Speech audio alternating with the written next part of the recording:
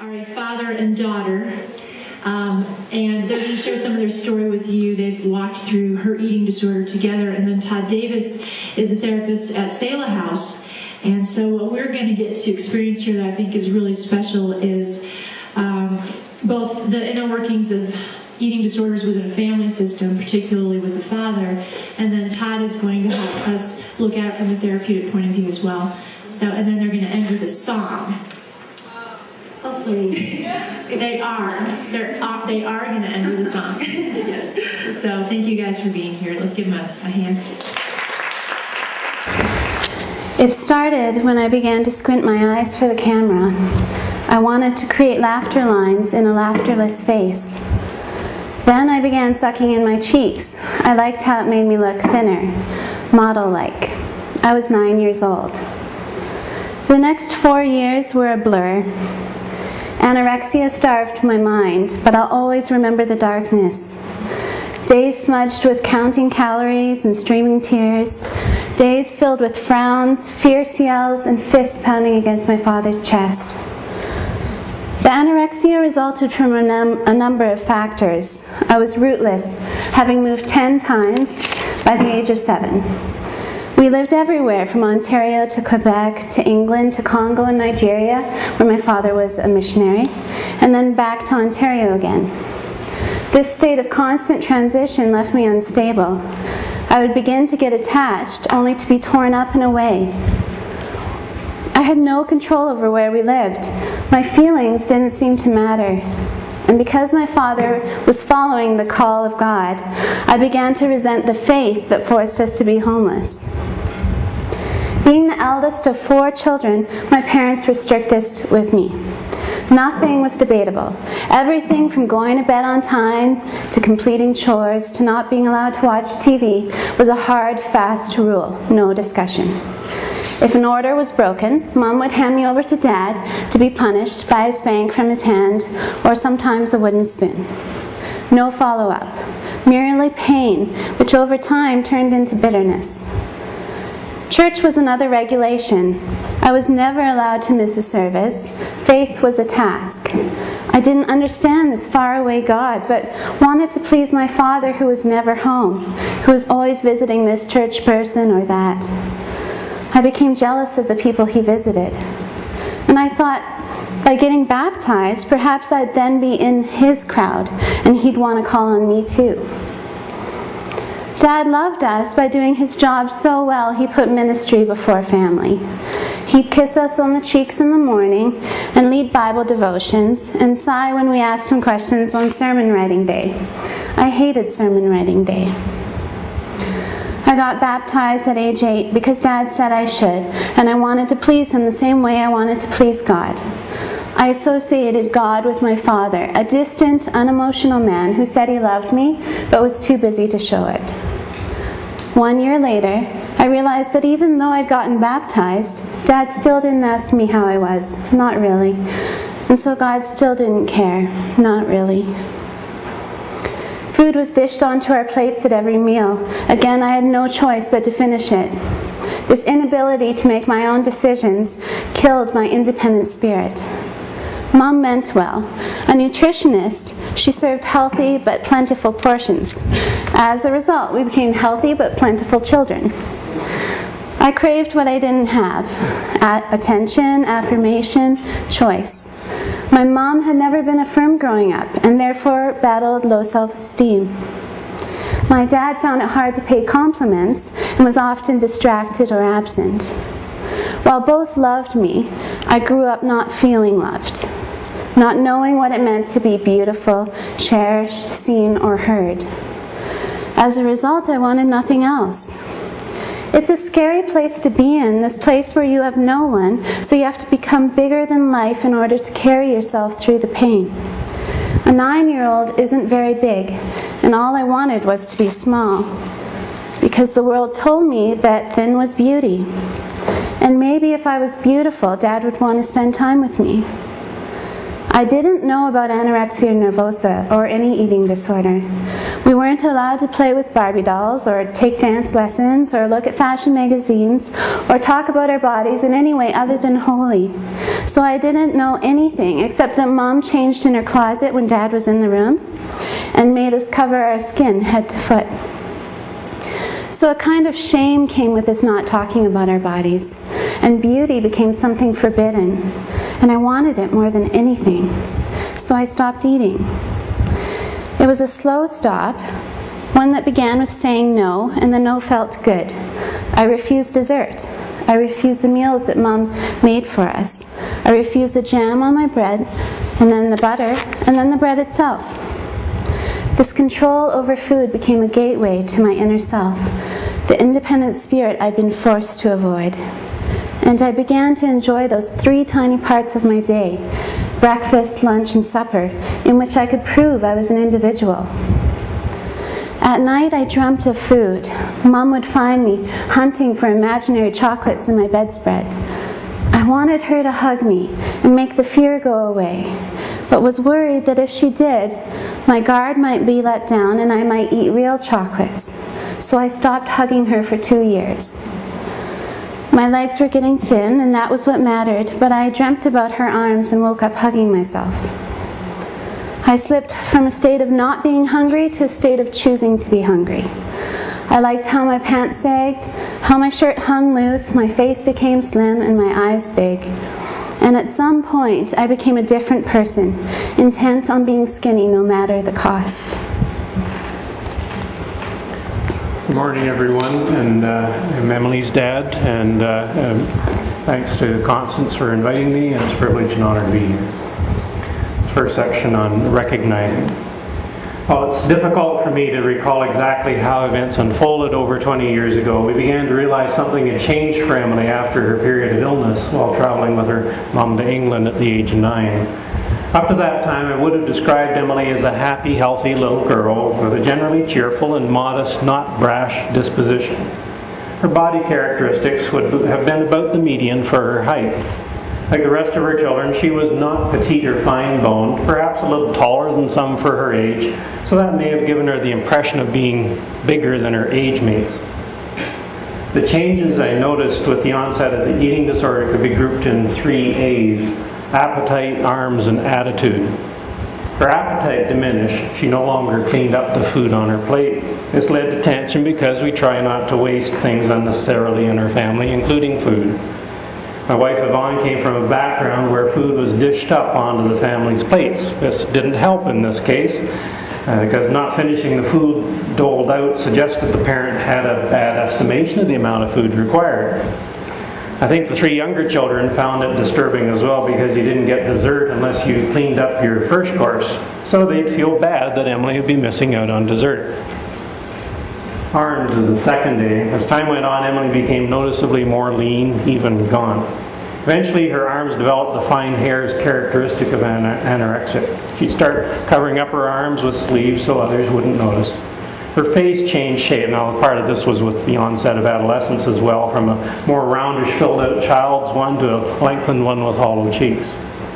The third A was attitude. This was no doubt complicated by the onset of adolescence, the associated teenage rebellion, but it seemed as if someone had kidnapped our previously good-mannered, cooperative, well-behaved little girl and instead replaced her with an angry, defiant, stubborn, reclusive, yelling monster. Our family had not been given to emotional outbursts, so the food wars and challenges to parental authority were especially striking and startling to the younger siblings. The 2 youngest, who are girls, would respond sometimes by crying or cringing. Keith, who was closest in age to Emily, didn't seem to show much on the outside, but felt it on the inside. He had this big black half-lab, half-Newfoundland dog named Christy. She seemed to have an emotional radar and would slink off into a far corner of the house whenever there was conflict. Both Yvonne and I are fairly stubborn and principled in our approach to parenting. The 5th of the 10 Commandments, honor your father and mother, was to be obeyed. New Testament teaching held that men in leadership in the church, such as elders and deacons, were to manage their families well and see that their children are not open to the charge of being wild and disobedient. If I couldn't manage my kids, then I wouldn't be worthy or qualified to keep my occupation as pastor and be the breadwinner for our family. So discipline was important. This created the conditions for a perfect storm where an addiction such as an eating disorder is concerned. Emily became more defiant. We steeled our defenses as parents. She would throw things and yell loudly in anger, slam doors, and hide sobbing in her room. Punishments didn't seem to have any effect. She became unresponsive to our hugs, which had been a regular daily custom all along, if she even allowed you to hug her. And in response to Emily's observations on this section, we did move around a lot as a family, so the children didn't have a lot of stable contacts in their early years. We wanted to stay in southern Ontario, but the church required us to be moved to be settled wherever the powers that be decided. We tried to foster a positive family environment with at least breakfast and suppers together, regular hugs, and a bedtime routine with each child, including stories, songs, and a prayer. Conscious of the usual criticism people offer that homeschoolers are deprived of social interaction, we intentionally encouraged our kids to be involved in Sunday school, midweek children's groups like Awana and Guides, Scouts. Ivana was guide leader, I was a cub leader, outdoor sports leagues, and monthly homeschool area get-togethers. Being a pastor in a small congregation, I generally worked out of a home office, which meant I was probably home more than most dads, but frequently unavailable, especially when trying to work on sermon. Early on in my ministry, I set a goal of not being out in the evening more than 3 times a week. I was involved in our homeschool curriculum as the science, music, French specialist. Yet my introverted, introspective nature probably contributed to Emily's sense of me being disengaged and inattentive. I'd grown up on a dairy farm as the youngest of 3 boys with parents who were hardworking, practical, and undemonstrative. Life wasn't about being beautiful or cherished so much as being useful and contributing to the overall productivity of the enterprise. We could spend hours in the milking parlor together without speaking. Not that we were angry, just content in our own thoughts. But that doesn't help one become an affirming, interactive parent. My parents, children of the Great Depression, exhibited and induced a frugal mentality, waste not, want not. Orange juice was served on a little half-size glass because it was so precious. On a farm well, you didn't bath more than a couple of times a week. None of these daily 20-minute showers more typical of today's urban youth. We tried to be thrifty with resources in a limited local ecosystem. My wife and I tweaked this frugalness on a single salary, a pastor's, and for several years a half-time pastor at that. Homemade granola was the starting staple of the day, not those expensive breakfast cereals which had too much sugar anyway. We used skim milk powder instead of real milk, so much handier and cheaper. Eating out was a big treat reserved for very special occasions or on trips. Installing flow limiters, or the cutting down the water flow in the showers with my own kids, didn't help relations. I was trying to teach a conserving stewardship mindset. However, Emily latched onto this in a self-destructive way, with anorexia drawing her to become the arch anti-consumer. If you notice in your handout, when one's in the recognizing stage, as Emily says, they're also within the pre-contemplation and contemplation stages of change in the trans-theoretical model. You can read underneath each section in that handout, you can read through what you can do to help in these stages, which I think can be really helpful. Use unconditional positive regard. Remember the serenity prayer. God grant me serenity for the things I cannot change. Others. Courage to change the things I can, which is myself. And wisdom to know the difference, which obviously we need the Holy Spirit for. Don't challenge behavior directly, because we can evoke defensiveness. State facts and observations, and use I statements, stating how you feel. Remain empathic, warm, and accepting, and at the same time, it's okay to have boundaries. For example, sweetheart, when you continue to restrict, I feel scared, sad, and powerless. I empathize that it's more complex than just eating. I empathize that you feel overwhelmed with many things right now. As a parent, or as a counselor, or as a loved one, I need you to know that I can't make you eat. And I think that's a really good one to say. We can't make people eat. yet I need to know that you're safe. That is a need as a parent or as a loved one. I need you to seek help, or allow me to help you seek help. And here's the boundary. If you can't or won't, then I'll educate myself and seek help for myself. I'll gain counseling myself. I'll be honest with you about how valuable you are, how we hurt for you and long for more life for you. I'll be honest. I'll also be honest with you about the impact that your behaviors have on us that care deeply for you. In these stages of recognizing, continue to connect relationally, or try to. And attempt to become, as John Bowlby coined, a secure base for your loved one. Know Emily's word, rootless, and look for themes and patterns of attachment. I believe eating disorders are an attachment issue. Having no control, feeling no secure base, having no feelings validated, the eating disorder becomes a pseudo-attachment. Often sufferers feel rootless, misunderstood, and alone. We are wounded relationally, and we heal relationally. If you ask those who have recovered questions such as, who could you depend on back then? Who deeply knew you? Who did you feel attached to? For many, there will be the answer, no one. If you change the question to, what did you feel attached to growing up at different stages of your life? For many, there are more answers. My dog, cat, pet, my blanket. Video games, for me, it was outside. My bike, dolls, food, etc. Dolls weren't for me as well. As a note. One of the first assignments we give at Selah House, which you could also assign an outpatient or just do on your own, is to write out and begin processing your timeline, or one's timeline. Begin at birth and write any major points. Sometimes we use note cards because people aren't sequential and you can add in between. Process and consider yours or your client's or birth order.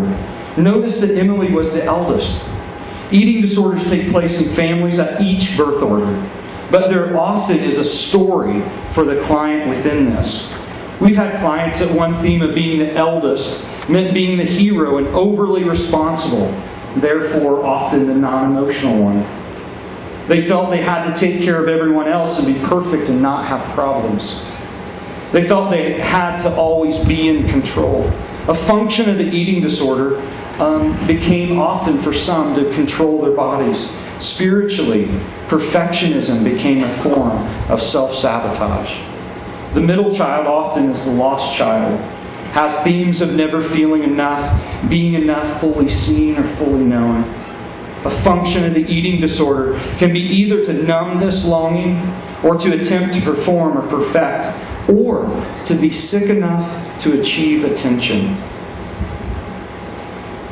The baby or youngest at times is subconsciously not allowed to grow up by the family. Parents, especially those who have vowed to be good moms and dads, have created their entire identities around their children and do not allow themselves to see their children as future adults. This unconsciously gives many messages to kids that they do not have what it takes to make it in this world. We don't let natural consequences teach them, and thus we give the message that they couldn't handle the pain.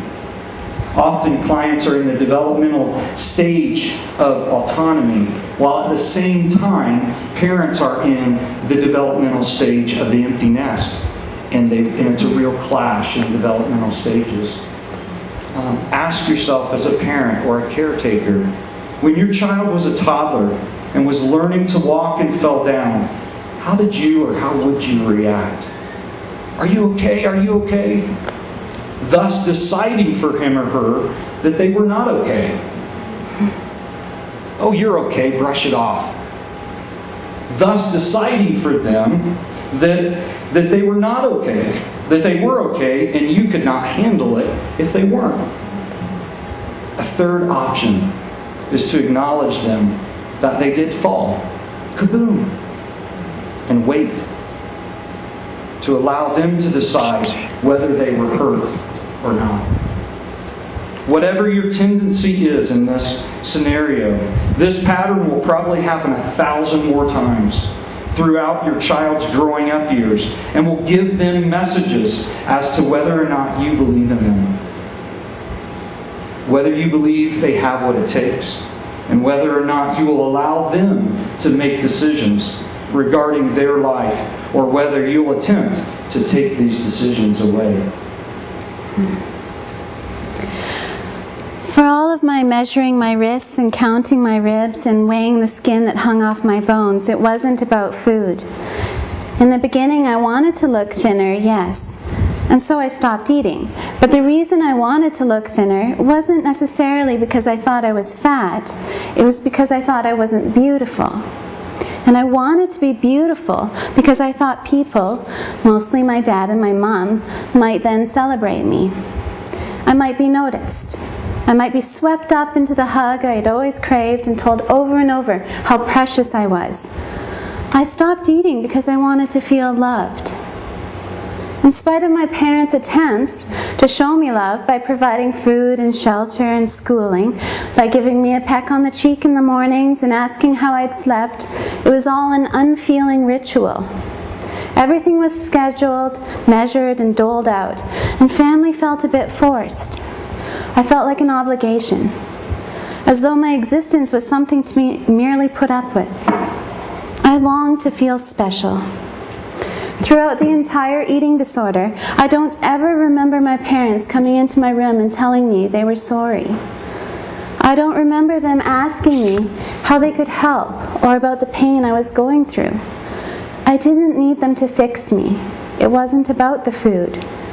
And because they tried to fix me and tried to take that choice away from me as well, I became more obstinate. Instead of trying to fix me, I needed them to start walking with me through the pain.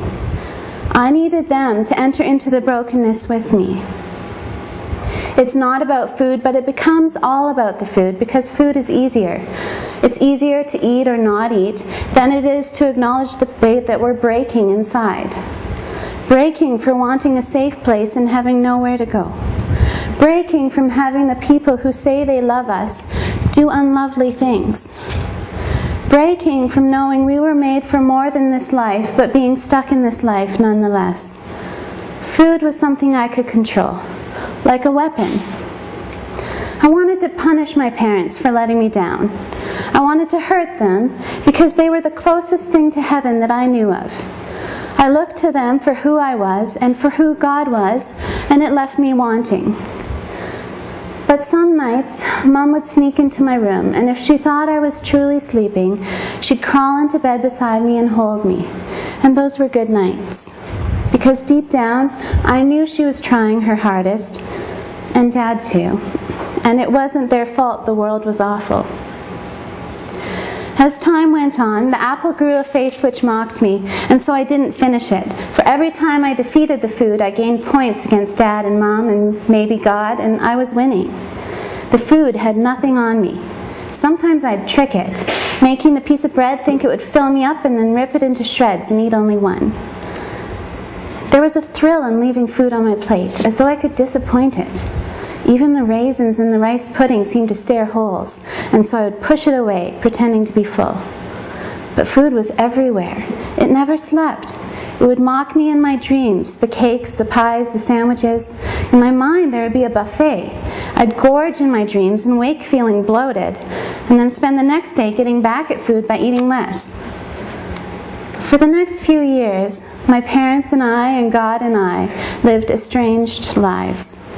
I'd yell and throw temper tantrums, wishing they could know the pain I was in, wishing they would just stop and listen, wishing they would just let me be me, wishing deep down they could save me, only knowing that if they tried, I wouldn't let them, and so feeling very lost and alone. I believed in the existence of God and knew I was created to have a personal relationship with Him, yet He wasn't real to me. It was all head knowledge. And as I became increasingly anorexic, faith became nothing more than a precarious piece in the puzzle that was my life. Just another element to be controlled. Meanwhile, I continued to pray, a seemingly endless list of names recited nightly. I did it out of fear. Every move was dictated by fear. Fear of being less than beautiful, fear of being less than perfect, fear of being me.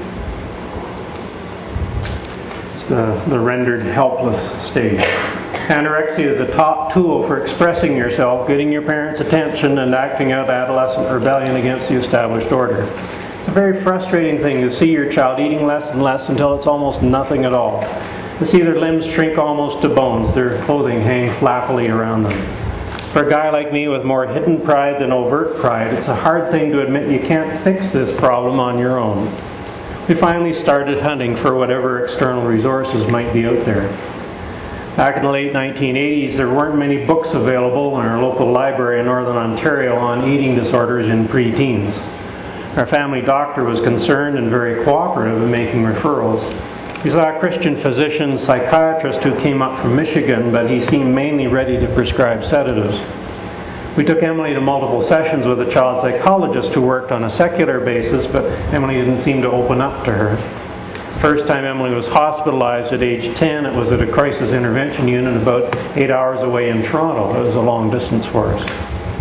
There was a Christian counselor nearby whom we started seeing regularly as a couple with some family sessions thrown in. He challenged me to start seeing Emily as an individual, to really notice her and love her as her own person rather than just one of the kids. This also helped me realize how I had been giving myself to ministry and making it a priority, sometimes at the expense of my family. In my doing things for God, I had been depriving my wife and children of who I really was. I preached the gospel of grace, but lived as if personal value had to be earned through performance. This raised questions for me about what it really means to serve God with our whole being, not just our abilities. Meeting with this Christian counselor, who formerly had been a pastor himself so could understand some of the dynamics, was a humbling, sobering experience for me. Paying for sessions and taking Emily to her appointments was forcing me to admit I needed outside help to cope with the situation. Just reviewing Emily's comments on this section, I'm struck by how much power and fear were at stake for her. It was definitely a power struggle with us as parents. With counseling, I started to be able to spot this and not get drawn into the power struggle so much, staying calm, backing off, though perhaps maintaining my position, although that probably infuriated Emily further. The fear she experienced is surprising because we weren't violent parents, although I do recall a broken wooden spoon at one point. And we tried to create a safe, loving, devoted home environment. She did not let on any feelings of self-hate or self-loathing, and instead giving the impression that she was right. It was all her decision. I don't think she really became rendered helpless until she had to be hospitalized. When one is rendered helpless, they're within the contemplation stage of change in the trans-theoretical model, and you can read through your handout again to what you can do to help in this stage. Emily talked about shame and bodies and beauty being forbidden. Look for themes of shame and forbidden in yourselves and clients. Shame always hides, from Adam and Eve in the garden to eating disorders today. Look for shame, because eating disorders and addiction hide within this shame. Explore core beliefs around beauty, the body, and the forbidden. For example, define, and I would encourage you to define or have your clients define beauty. Have them explore how others define beauty. For example, how does culture define beauty? Emily stated she knew society thought thin was beauty. Don't lie to your kids or your clients. Society does believe this in many ways. Well-known research, as Ricky pointed out, and there's the slide the other day, in regards to Fiji proves that truth, that we fight culture. Western television, as it was noted yesterday, was introduced in '95. Within a few years, there was a 500% increase in girls dieting and vomiting to lose weight. This can also help parents sometimes see that they're a piece of the puzzle, but if they struggle with shame, that they're not the entire puzzle. This can also validate the extreme pressure that girls feel today. How does your family define beauty? How do your friends define beauty? How do the men and women in your life define beauty? This is important because many realize they've lived with a definition of beauty that can only be had by a minority of people, and only then, maybe between the ages of 19 and 29. This is, in many ways, culture's definition of beauty. It's true. However, this does not mean that this must be your definition of beauty or your family's definition of beauty. A useful assignment that I have often is to remember visits to nursing homes or take visits there. I've had numerous grandparents in the nursing homes. And I say acknowledge, there are ugly, haggy people in nursing homes. There are also beautiful people that you could just spend hours and hours and hours and hours with. And it's good to find that. Other practical assignments you can give for yourself or clients is write from your 80-year-old self. Or fast forward. Use the fast forward button in your life. Look back from your deathbed. I used to have a tombstone that I'd go sit on that just said Davis, and it had 5 roads. And it's just good to sit from that perspective. From this vantage point, what do you think you'll wish for more of from your life? And what wisdom can be offered to your present life? This can help refrain self-talk, obviously. Emily discussed that control over food became a gateway to her independent spirit. We need to honor and not squelch our children's independence. If a child's only 2 choices are compliance or rebellion, a child will often choose rebellion because of their developmental need for autonomy. Especially true with independent or strong-willed children. Your children are future adults. And as children of God, they are volitional beings. Spare the rod, spoil the child. I guess you'll have to decide whether you believe the rod is used to guide and nudge or to beat into submission. We have the power to influence. We have the power to evoke emotions in other people. But we do not have the power to control.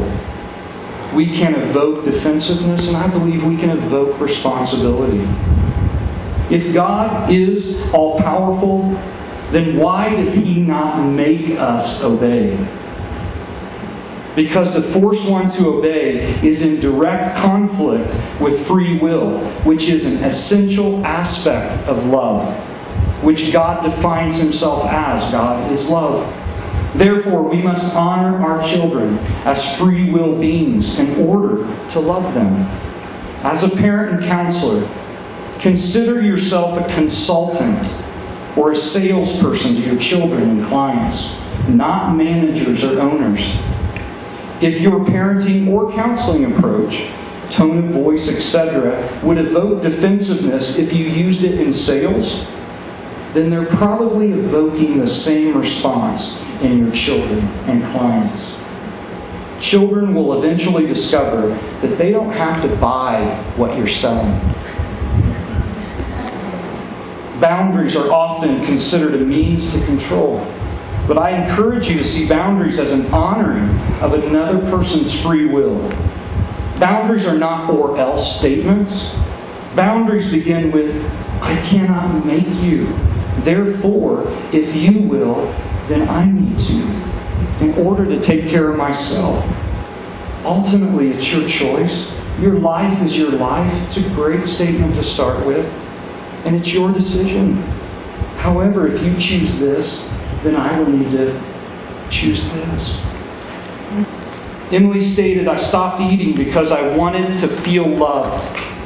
Empathize with the feelings versus getting into a cognitive argument of facts. A parent's cognitive understanding that their loved one needs to eat and not purge is correct. Just can't be forced. Emily stated she looked to parents for who I was and who God was, and it left her wanting. As parents, we are transitory objects of God, representing God to our children. I don't need life to be perfect. We need, in fact, to help our children process living in a fallen world. Can I get all I want? No. But are you loved? Yes. Crap happens. I believe this is good theology. If we've not accepted this, I believe we will wound ourselves, our loved ones, in a hurting world until we do. If you wonder if you have issues in this area, ask yourself a few questions. Why is there pain in this world? Why do bad things happen to good people? Why were many of mine and our loved ones sexually abused? The most common Christian answer I hear is God allowed this so they could help others who have also been sexually abused. Now let me ask you, if you were all powerful, would you allow someone to be horribly violated so they could help another who was horribly violated? Or would you not allow anyone to be horribly violated?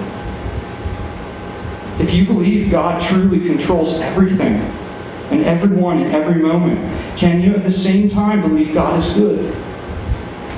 By embracing theology that crap happens, I can embrace an all-powerful God who yields part of His all-powerfulness in order to be love and give free will, and truly, truly grant free will. He then can remain in my heart good and come and deeply embrace and empathize with me in the midst of my pain and my loved one's pain. I was a modern-day miracle. The nurses murmured to each other under fluorescent lighting as I lay shivering on a metal hospital bed. They were marveling at my hypothermic sack of bones, saying, "She should be dead." Yet in that profound moment, all I could think was, why can't I lose any more weight? After 4 years of slow and steady starvation, I had finally quit eating altogether. I no longer wanted to be small. I knew I was thin. Instead, I was trying to become invisible, to get rid of myself entirely. Afraid of losing control and gaining weight, I had eaten less and less each day until finally I'd stopped eating altogether. I had spent the summer at my grandparents', away from the threats of cod liver oil, menus, and counseling. I went crazy with the freedom and cut down drastically on my eating. Afternoons were spent skipping rope and going for long walks. Evenings were spent feeling for bones. Later, I would look at photos from that time period and nearly vomit at the sight of a skeleton that I had become. But then, I saw a slim, beautiful girl. It wasn't until I returned home at the end of the summer that I began to wonder if perhaps things had gone a little too far. I had no energy to walk, let alone run. While playing baseball in the park, I couldn't even lift the bat. And people had started to hurry past me on the streets. At the end of August, I attended Harvest Festival, an autumn celebration. At first, my friends didn't recognize me. When they did, their parents came and dragged them away. Then my dad told me I wouldn't be returning to school in the fall. Instead, I'd be admitted into the general hospital, where I'd stay until I decided to get better. I wept and stormed and promised to recover on my own. I would eat, I said, if only he let me enter grade 8. But my parents refused to budge. And so for the next few days before entering the hospital, I didn't eat at all. This was why, shivering from hypothermia on the hospital bed, I felt frustrated. In spite of eating nothing, my body had called stalemate. And secretly, I was relieved. My hair was falling out, my nails were cracking, and worst of all, doctors were saying I wouldn't be able to have children. On the way to the hospital, I'd seen a beautiful, muscular woman running in the park, and in a moment, I had realized this was no way to live. This was hell. Knowing I'd done all I could, and knowing I would die if I continued, I chose that day to live. I began to eat the moment nurses placed food in front of me, and I couldn't believe how good the food tasted. I still remember the meatloaf, the bumpy beef on my tongue, the smell of onion soup mix and Worcestershire sauce, the way my stomach sighed with every bite of mashed potatoes and peas and then meat, and my only mission was to finish that plate. I didn't have to worry about calories. I just had to eat. I didn't understand why I was still alive, but when the nurses said I was a miracle, God gave me the answer. He told me it was because he wasn't the man behind the pulpit with the creased forehead, and he wasn't the woman fumbling with motherhood, and he wasn't the church or the reason we'd moved or the source behind my pain. It was because he was my Savior, and he wanted to save me from myself. And in that moment, all I wanted was to be saved. I think all along I just wanted someone strong enough to come and pick me up so I didn't have to carry myself anymore. But I couldn't let just anyone. He had to be perfect, and I had to be ready. As I stayed in the hospital for the next 3 months and continued to eat, I began to hug my parents again and to see them for the flawed, loving people they were, and to accept their broken way of giving. I was scared of ballooning out, but months passed and nothing really happened, except my hair stopped falling out and my nails stopped cracking and my stomach stopped keeping me awake at night. Once at home, I still had bad days. Overall, though, the knowledge that God had saved me, once on the cross and once in that hospital bed, kept me following the menus so I might live a life that wasn't consumed with counting calories or feeling for bones or trying to die. This is the recovery stage. There's a lot of soul searching and honest self-examination and repentance required if there's to be any degree of recovery, and altered family dynamics so you don't fall back into the same trap all over again. The trusted Christian counselor was most helpful to guide us in that. Also, hearing the doctors at a major hospital warn you your daughter's electrolytes are seriously out of whack and that she's at risk of a heart attack, even though she's only 10 years old, gets your attention. Over the years, I've had to let church take a back seat on occasion so family needs can come first. That's hard when your family of origin always held church and the minister in high regard, and your paycheck depends on your church. But priorities for a pastor in the right order are God, spouse, family, church, and not church any higher up. I wouldn't say I had a lot actively to do with Emily's recovery other than a supportive role, getting her to treatment when most critically needed. Both times when she was hospitalized, age 10 and 13, everything hinged on her choosing to get better. Once she made that decision and decided to eat again, things improved dramatically. It was like her mind was held captive until the body's condition improved to a point where she could start to relax and think rationally again. Before that, she seemed locked into a mental state with kind of a tunnel vision where no amount of therapy or reasoning or cajoling or threatening was going to make a bit of difference. I do remember a significant family event during that first hospitalization. Emily's younger brother Keith opened up during one intervention session and expressed what it felt like for him that Emily was so sick. Up to that point, her siblings hadn't really said much overtly. Perhaps hearing her brother's perspective helped Emily realize it wasn't just between her and her parents. Her behavior was negatively impacting everybody, and they cared about her and were afraid for her. As Emily's physical condition improved, her emotional stability increased. There were fewer emotional outbursts. She was more responsive. It felt like we had her daughter back again from the disorder demon that had imprisoned her in its invisible, ever-constricting cage. Recovery in Emily's case hasn't been a steady, straight-line process. There have been relapses, subsequent turnarounds, and subsequent relapses. As parents, we were involved in 2 hospitalizations when she was 10 and 13. Emily's husband has helped her through later relapses. Even in later years, when we'd be having supper at her house, we'd have to think twice before we said or did things that might make her react, or if she was feeling tired already and emotionally drained. She seemed to be coping, if not cured. I still get concerned that she seems to be running or exercising more than is really necessary. There's a drivenness or a compulsiveness to it. As to me, it seems like a residual condition, sort of like being an alcoholic who's always aware that the desire for what could destroy them is always there, and the downward pathway would be easy to fall back into without constant vigilance, self-discipline, accountability, and support from others. But although the doctors warned her she wouldn't likely be able to have children, Emily and her husband have made us grandparents, and expecting again in July. So for such miracles, we're very thankful to the Lord. Emily stated, "I was trying to become invisible." As difficult as it is to hear, an eating disorder can be conceptualized as a slow suicide. A core belief is often, "I do not feel worthy of love. I feel unlovable." Within this twisted logic, the best thing that one can do for everyone is disappear, all the while longing to live. Hear Emily's words. "Knowing I'd done all I could and knowing I would die if I continued, I chose that day to live." In your handout, this is where, in my opinion, Emily moved from the contemplation stage of change into the preparation stage of change. As she began to eat, she moved into the action stage of change.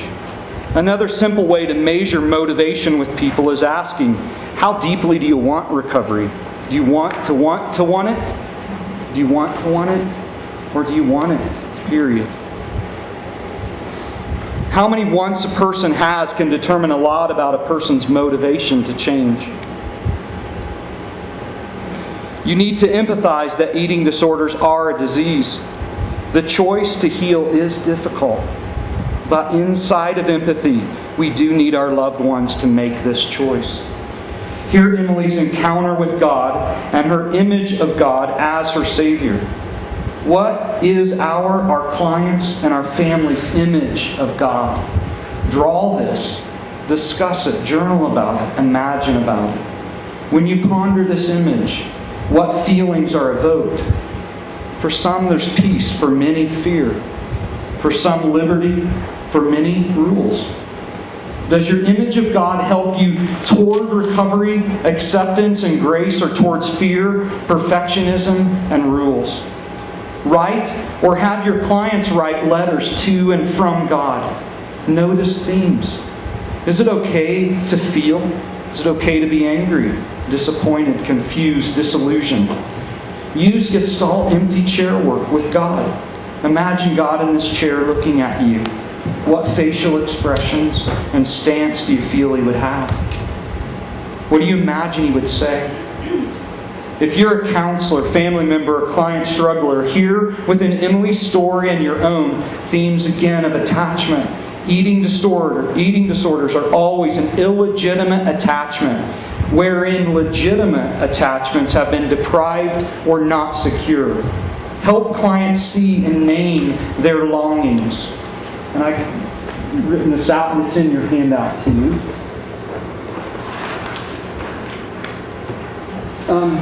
And again, I believe that there are, casual longings. We all, if this is like a funnel, there's casual longings, and we have, things and activity. What things offer you delight? We have critical longings, and as was said, even when things were perfect in the garden, we still long for a relationship, and so this is a critical longing. Who loves me, likes me? Who do I find attachment with? Who do I love, enjoy, find myself present with? But then we have crucial longings as kind of the plug. Who am I? Am I lovable? Am I worth being loved?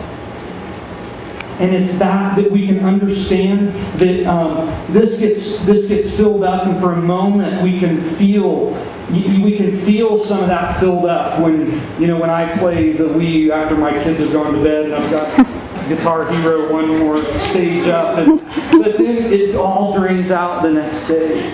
And we can, obviously we can get into relationship kind of addiction as well, but it all drains out. We don't. And we just need to remember God doesn't fill us all together, but He is the plug. Those existential questions are the plug. So then I can enjoy Guitar Hero, but I can enjoy it with my son and get relationship together. The remember that Adam in the garden before the fall had a perfect relationship with God, yet still longed for human relationship and felt alone. Without this crucial longing, we attempt to find fulfillment in relationships or in things. They can give a moment and measure of fulfillment, but like a funnel, they quickly drain, creating an urge or urgency to refill. I want you to hear Emily when she said, "I began to hug my parents again and to see them for the flawed, loving people they were and to accept their broken way of giving." Brene Brown, a shame researcher, states that the opposite of shame, which produces fear, blame, and disconnection, is empathy, which produces courage, compassion, and connection. This involves empathy with me and with others, including my parents. We are to honor our father and mother. A generation ago, I believe in the church this meant say nothing bad about your parents. In other words, do not allow your children or your clients to discuss openly their emotional woundedness, sometimes by your actions. In your words, you are attempting to force them to see you as an idol and not human. The same is true on the opposite side of the continuum. If you demonize your parents, or as a counselor demonize the parents, then you demonize your parents and can name no dignity in them, cannot empathize with them, and not humanize them. You've idolized them as a demon, not a human, and likely have created blind spots in seeing your own depravity as a human. You need to acknowledge and pull the log out of your eye first, I heard somewhere. We need to honor our father and mother as a human because to recover, we must honor ourselves as human. Not an idol, not a demon, not perfect, and yet not a failure. As Emily said, once at home, I still had bad days. I was cleaning out my fridge when I found it, a muffin bottom. I paused, holding the Ziploc, remembering how I'd allowed myself the top, but not the bottom, of a single muffin with a couple slices of cheese. That was 1 week ago. Really? I thought to myself, after all this time, am I still a disordered eater? It had been 4 years since I'd recovered from a 3-year relapse with anorexia. My husband had helped me walk through it. I had a newborn son now and had been eager to lose the baby weight, a little too eager. It had been all too easy to slide back into restrictive eating. I'd found it easy to justify intuitive eating while pregnant. I would listen to my body and it would tell me to eat protein, calcium, fruits, vegetables, or grains. It knew what it needed, and I trusted it because I was growing a baby. But that was the problem. I felt I had to excuse eating by having a baby inside of me. It would be selfish not to eat, I thought, for that would mean starving my unborn child. I still had yet to learn it was selfish to withhold food from my own body simply because I was worth eating for. Eating wasn't supposed to be this difficult. I knew that. But I also knew eating or not eating wasn't the problem. It was merely a physical means for coping with spiritual and emotional issues. Dad picked up his glass of water and drank, then turned back to the meal that I had cooked for him. Ever since returning home to care for my mom, who had contracted brain cancer, I had been feeding them 3 times a week. Tonight I was upset. Dad didn't understand what the matter was. He just preferred to get his calories from his food instead of his drink. And so he insisted on drinking water, while the rest of us drank juice. After he'd explained this to the family, I had dumped out my glass of punch. My dad still didn't realize that he himself battled a form of disordered eating, which had subconsciously penetrated my mind from an early age. Dad called himself a good steward, and he was in many ways. He'd learned the fear of wartime as a child, the fear of not having enough, and so scrimping on what one had. So much so that he would salvage moldy food from the garbage and reuse tea bags. And every morning he'd measure out half a cup of granola to eat with skim milk. For For Dad, it had become a case of asceticism, of martyring oneself on behalf of a religious belief. He no longer believed he deserved to drink juice, for it was extra. It wasn't a basic necessity. After all, one was only allowed a certain number of calories per day, and so he scrimped and saved, and his family watched him deprive himself of the joy of eating. This had been going on for years. It was a form of disordered eating, but Dad saw it as good stewardship. It wasn't until meeting my husband, Trenton, that I realized food could be enjoyed. Mealtimes, he taught me, were not just necessities, but celebrations. Food was not something to be calculated and measured, something to be endured and salvaged, but a gift from God to be delighted in. I remember how, as children, we were only allowed half a glass of orange juice each morning. When I moved out on my own, I would sometimes drink entire pitchers of orange juice, just because I could. And every time I did, I felt released, free. That single act of extravagance made me feel valued. As a child, I wanted to know that I was worth some form of extravagance. Material supplies were always limited because we were so poor, but emotions and displays of affection were also restricted. I'll never forget the moment my mother-in-law took my face in her hands and smothered my cheeks with kisses. I didn't know how to handle the love, but it sure felt good. Slowly, God is showing me that I am truly loved.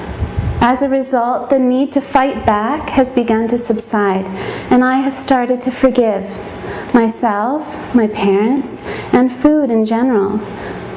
Fear of being hurt had driven me not to eat. The realization that I was loved inspired my true healing.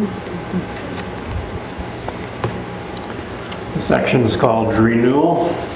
The parent's task is ultimately to prepare their offspring for launch into the world to manage on their own. Once Emily's focus was no longer kidnapped by anorexia, she was free to begin to blossom as a teenager and gifted adult.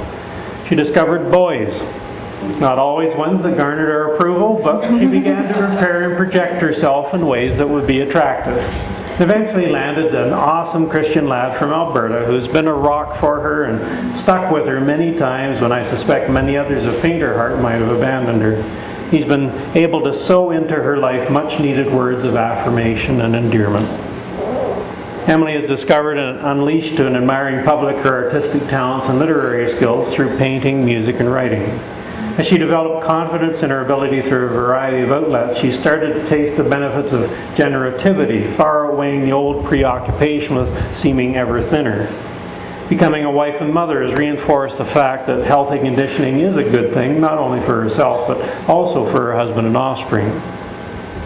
As her dad, it's been neat for me along the way to be invited back into Emily's life in various support roles, whether suggesting ideas for articles that she can write as a journalist, to posting her paintings on a website, to editing her writings and recording her songs. Through my wife's struggle with a brain tumor the past 8 years, Emily's come alongside us and been a determined caregiver that has returned the favor regarding our fostering her. So through many avenues, Emily has discovered joy and satisfaction in pouring out of her life into others near and far. It's a privilege for us to see her out on life's main playing field while we move over and cheer her on from the sidelines.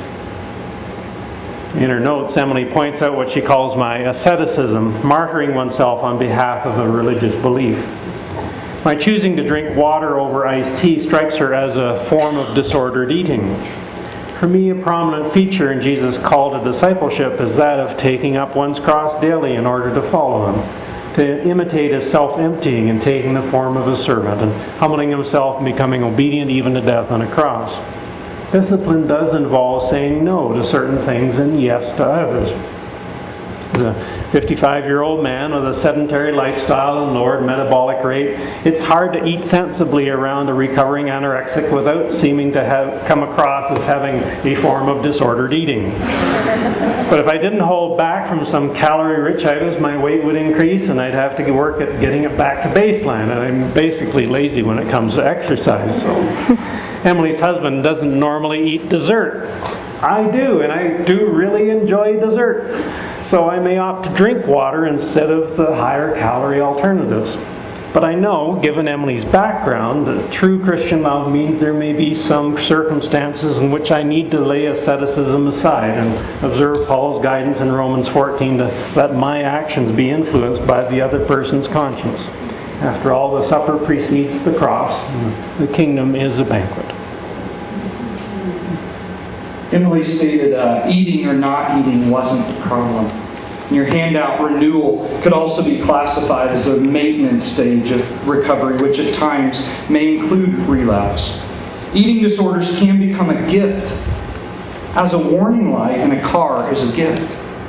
If you understand that eating isn't the primary issue, when you have strong urges, you can ask yourself, what's really going on here? For many, as they recognize the physical cues to shame or anger, they can better control their reactions. In the same regard as one recognizes the signals of their eating disorder urges and triggers, they can control their eating disorder behaviors by dealing with the real issues before these issues manifest as something else. The best thing that we who are caretakers can do is to get help in recognizing our own issues. Conceptualize eating disorders on a continuum of disordered eating thinking and behaviors versus believing that one simply has an eating disorder or doesn't have an eating disorder, like you have the cold or don't have a cold. This can help you and those you work with to empathize. We all know of the pain yet relief after we vomited after the flu, when we had the flu. We've all eaten or restricted due to emotions. We've all criticized parts of our bodies and wished them to be different at times. Neither asceticism on one side or hedonism on the other is a good goal regarding our bodies or life. For in hedonism, we worship our bodies as God and do not accept the limitations of humanity and the humor of God. In asceticism, we don't accept God's gift of a glorious creation. I like better to teach what Francis of Assisi modeled in later years. He referred to Brother Sun, to Sister Moon. He also called his body Brother Ass. Neither to be worshipped or shamed. Our bodies in this life can be embraced with the gift of limitations, with humor, and with grace. Emily stated, fear of being hurt had driven me not to eat. The realization that I was loved inspired my true healing. Recovery, or the action stage of recovery, is often about the nose of recovery. I must stop these behaviors, these patterns, etc. Renewal, or the maintenance stage of recovery, is about the yeses of recovery. Discovering who you are, deepening relationship, and figuring out what you delight in. Recovery and renewal involves answering our crucial existential longings, reconciling the critical longings of relationships, and fulfilling casual longings by finding delight in creation around us. Ecclesiastes states that eternity is set in the hearts of people. We long for perfection. We know that perfection exists. This is true and it is God-given. However, when we place this expectation of perfection in this life, or within ourselves, we get extremely disillusioned. Self-sabotage begins. Not willing yet to change our core beliefs and find answers for this disillusionment, we begin hating ourselves and shaming ourselves. I should be able to. Eating disorders happen spiritually. As a person attempts to present perfection and remain congruent internally. Spiritually and emotionally, we need to lead clients to truth. Perfection does exist. Eternity is set in your heart.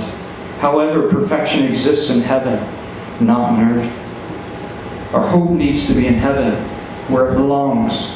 When it is, then I can embrace myself as far from perfect, yet loved and worthy of receiving love from a perfect and loving God.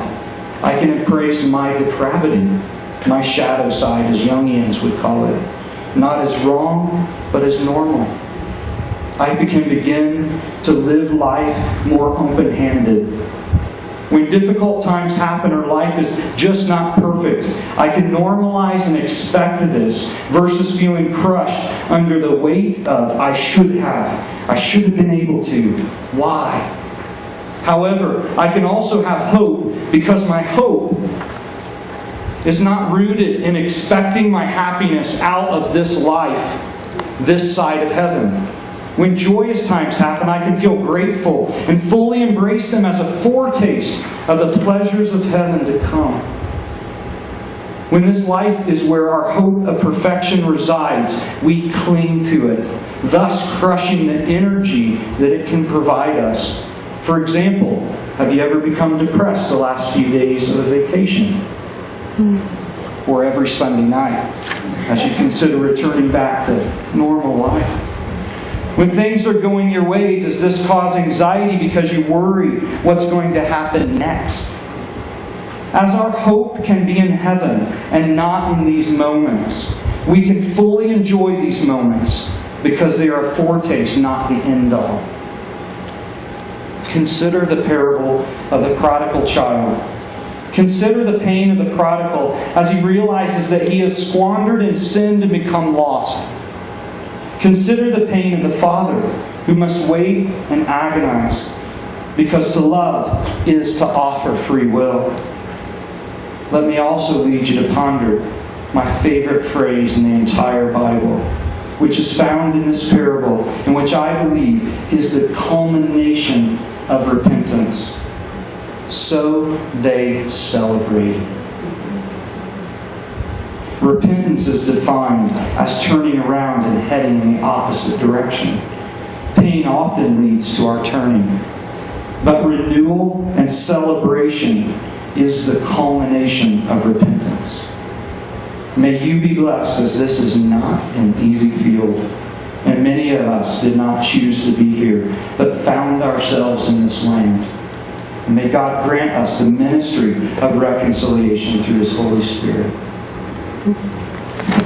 So for a real moment, I'm much more nervous about this song than I was about that entire speech. So I play for myself in my bedroom for worship. So my brother wrote this song, and I just felt like it was the one we were supposed to sing today.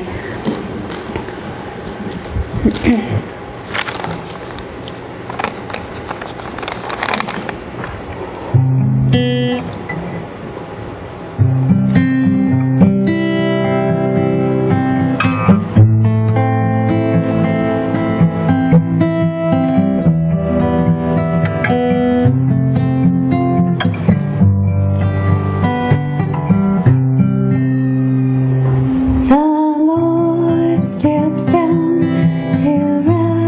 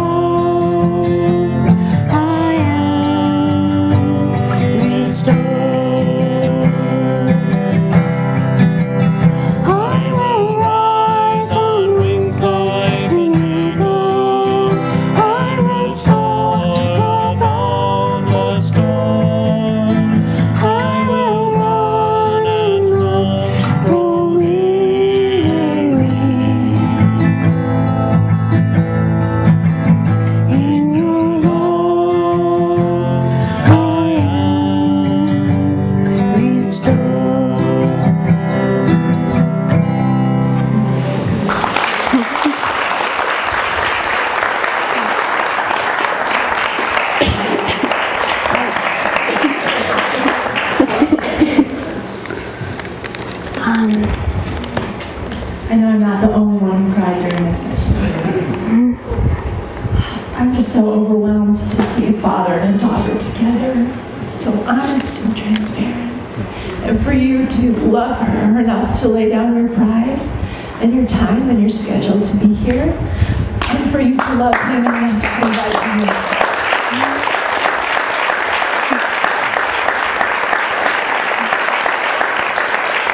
Very powerful. And Todd, the way that you were able to so beautifully tie that all together, I'm just so honored. The work you guys, I know you put so much into this.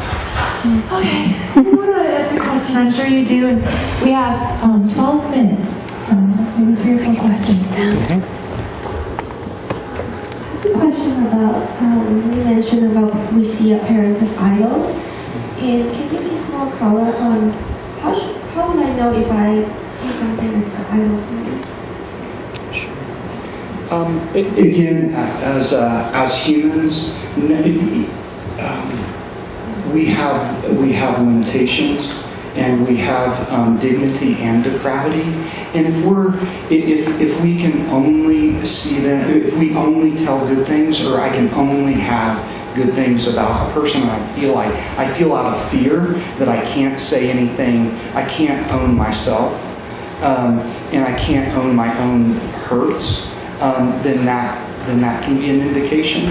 On the other side, again, to be able to see, for example, I'll speak in my own life, it was to be able to empathize with me as a child, but empathize with my mom, and empathize with hurt, but also empathize that she is a human in her own woundedness. Wounded people tend to wound, and that leaves room for God to be God. And so I think it's just when you err either too much on one side or the other, if that helps. I heard honoring the father and mother is another way is telling the truth. Can I tell the whole truth?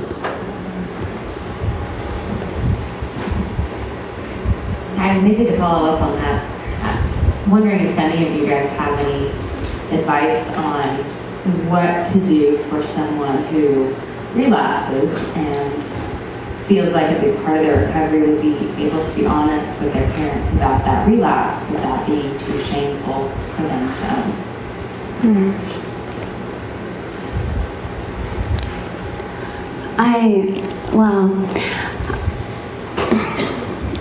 I don't think I could have healed if I hadn't.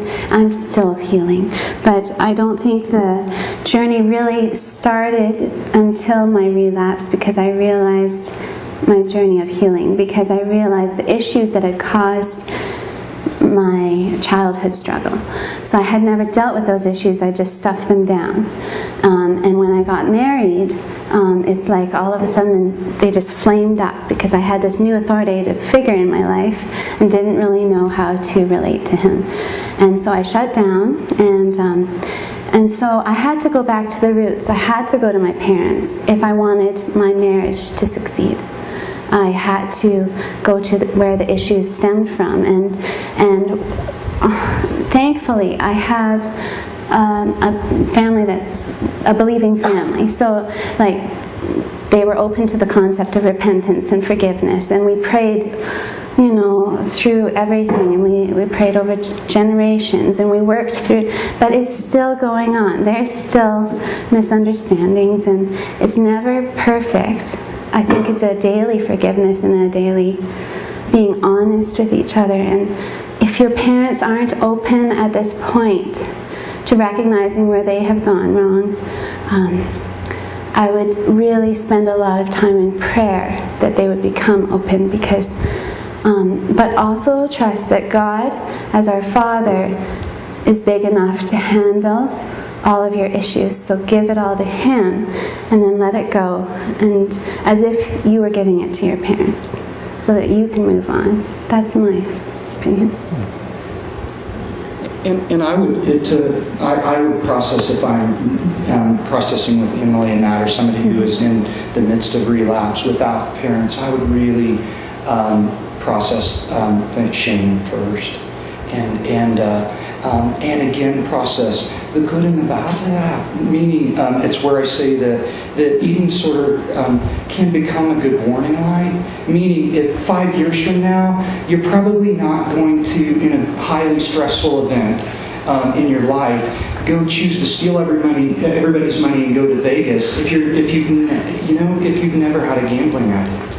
But the fact that you, in a highly stressful situation, think of disordered eating again or that, in your brain there's still lingering things there that haven't been rewired that says this is a way you've numbed pain in the past. And so let's first, again, I'm assuming that because you're not in heaven and you don't seem like a ghost, that you're human and you still struggle. And so I would start there with that, with just embracing humanity without shame, because that then I can go to my parents if I need to, but I can do that without going, I have to have you accept me, because you can't order that. Sometimes parents are open to relapses, and other times you may get a rigid thing, and you've got to be able to handle both. And if educated guess you don't feel like you can handle that right now, or don't feel like they're in a place they can, then maybe it's best not to, and receive that from but you need to speak shame, and you need to speak honesty somewhere. And so you need to have a structure around that you can. You need to not isolate. I think you can also make that assumption as well. I like Todd's point about pointing out the consequences, but maybe at this point it would become more as a question from me to Emily rather than a parent telling the child kind of this is what's going to happen, but maybe just raise it as a question. Also, it's a little different dynamic now with her being married. We kind of need to be sensitive to the husband's role and maybe address it or not address it, but also talk to him and be supportive of him. Kind of a systems approach is more of the way I go now. My question. My question is for Ernest. I'm wondering, as all your children have become adults, if there's been residual resentments, or just because of the dynamics in the family growing up, because it does take so much time and energy and money to help our suffering daughter, and if how they deal with it now as an adult. I guess I haven't detected residual resentment towards us as parents, the outlay towards Emily or towards Emily herself. I think they've been pretty understanding, really. It helps that we've talked. Like, we talk a lot about it. We're very open. I think if we hadn't, resentment did come out in the talk, the past resentment, but we've been able to forgive and move on. So they all certainly had issues from that time period, and their own way of dealing with the pain. Yeah. And I certainly can speak from a counselor's perspective. I think we need to deal with siblings and the pain. Like, that is sometimes a very missed thing in family counseling, because there can be a lot of emotions and processes. I could just really identify with your desire to be sought out and seen by your father. Sorry, I'm expecting that. And I was just wondering, as a daughter, how much of a difference that's made to have your father seek you out, and how much directness it took for you, or if you had to say, Dad, I need this, or Ernest, you as a father were able to take that initiative and say, hey, my little girl needs me. That's a good question.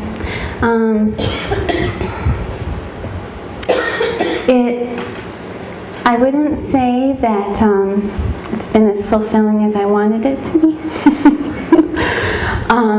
Because I've realized that a lot of what I'm seeking is not able to be performed by a human being. And actually, especially this weekend, you know, that vision I received last night during the worship.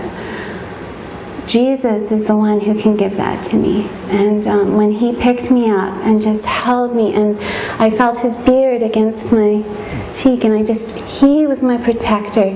And then when he was looking for me the second time, I know that's what we want, right? We want to not be a nuisance. We want to be desired. And I think as much as Dad will try, it's not fair for me to expect what only Jesus can give, because Dad and I are very different personalities. I'm very emotional and artistic, and Dad's very pragmatic, and as much as he does try, and even my husband, I married a math man. I don't know why, but I think sometimes we can only get it from Jesus, and I really pray you're able to.